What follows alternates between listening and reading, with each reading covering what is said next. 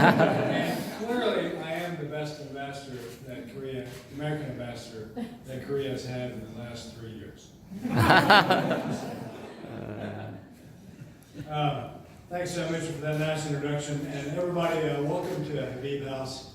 This is quite a historic residence on historic grounds. Actually, that house down there is the original American legation house in 1885. So this is truly historic ground.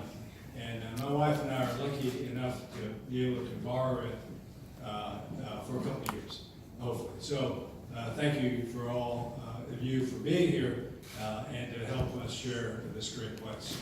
If you haven't signed the book in the back, please do so. Otherwise, I'll have no record of who you are or that you came. So please sign the book in the back. I do want to send out a thank you to Dr. Lim, who took the reins of KUVA last month, 3 weeks ago, as Mitchell said. And also a special shout out to Minister Jen. Thank you for being here, and I look forward to hearing your remarks.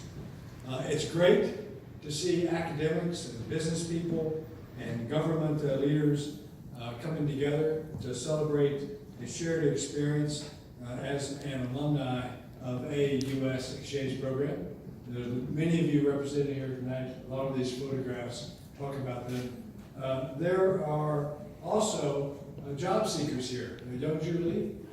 And so, for those of you who are successful and you're looking for a great person, who's outgoing, I just met her.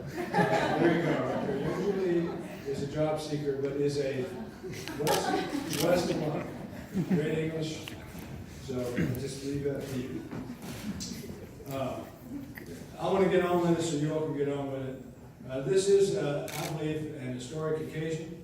The U.S. Department of State, the first and most senior executive agency and the U.S. government's lead foreign affairs agency, will celebrate our 230th anniversary this year on July 29th.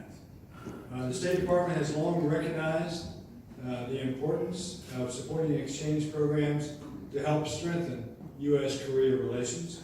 In fact, Korea's first participants in the IVLP program and the Fulbright program traveled to the U.S. in 1950. Well, even before I was born, which is hard to believe, I'm sure, just as war broke out on the peninsula. More recently, I was honored to sign an agreement with Foreign Minister Khan to mark the 10th anniversary of the WEST program for students and to renew that excellent program for another 5 years. So this evening, we celebrate the 10th anniversary of the Korea-U.S. Vision Association and honor its new leaders and members. Congratulations to Dr. Lim, as I mentioned before, and to the other alumni who will usher in KUVA's second decade as an alumni association that's open to all Korea-U.S. exchange program. So why is all this important? Well, more than 9,400, almost 10,000 Koreans have participated in one or other U.S. State Department exchange program, including 2 of your former presidents, Kim Dae-jung and Kim Young-sam, as well as 20 National Assembly members, 10 former prime ministers, and over 100 North Korean defectors, and numerous other government officials, scholars, and professionals. I don't have time to get into it in my remarks, but Philip Habib, the ambassador from 1970 to 1974, who designed and commissioned Habib House, actually was instrumental in saving Kim Dae-jung's life in 1973. So there is this real connection between the U.S. Embassy, between the ambassadors here, and between Korean presidents, freedom fighters, and those who sought to make Korea a true democratic country. It's important to note that we strive for gender balance in our exchange program participants, and we have many shining stars among our female alumni, including IVLP alumnus and Minister for Gender Equality and Family, Jen Sun-ni, and with 70% of our current West participants being women, the future to me looks bright indeed. As for KUVA leadership, we have an exact, and we couldn't have planned this any better, we have an exact 50-50 male to female ratio, which seems just about right to me.